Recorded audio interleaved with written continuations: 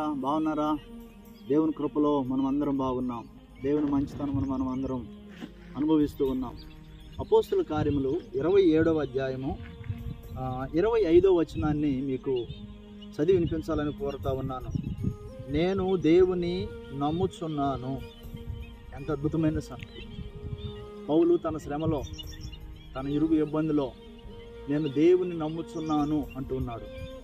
దేవుని నమ్ముచున్నాను అన్నప్పుడు మనం ఈ అధ్యాయంలో ఆలోచిస్తే, మరి అంతా బాగున్నప్పుడు, అన్నీ కలిసి వచ్చినప్పుడు, అంతా సుఖవిలాసవంతమైన జీవితాన్ని జీవిస్తున్నప్పుడు దేవుని నమ్మటం అందరికీ సాధ్యమే, అందరి వల్ల అవుతుంది.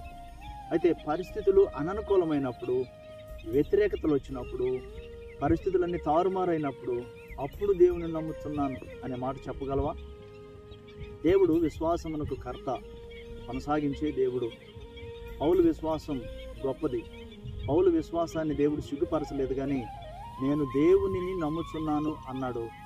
ఆ నమ్మిన దేవుడు అతనుకున్న శ్రమలంతటి నుండి విడిపించాడు, అతనుకున్న ఒత్తిడులన్నిటి నుండి విడిపించాడు.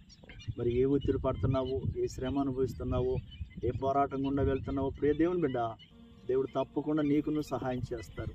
దేవుని నమ్ము, ఇక్కడ పురాణం కాదు. దేవుడు తప్పకుండా మేలు చేస్తారు.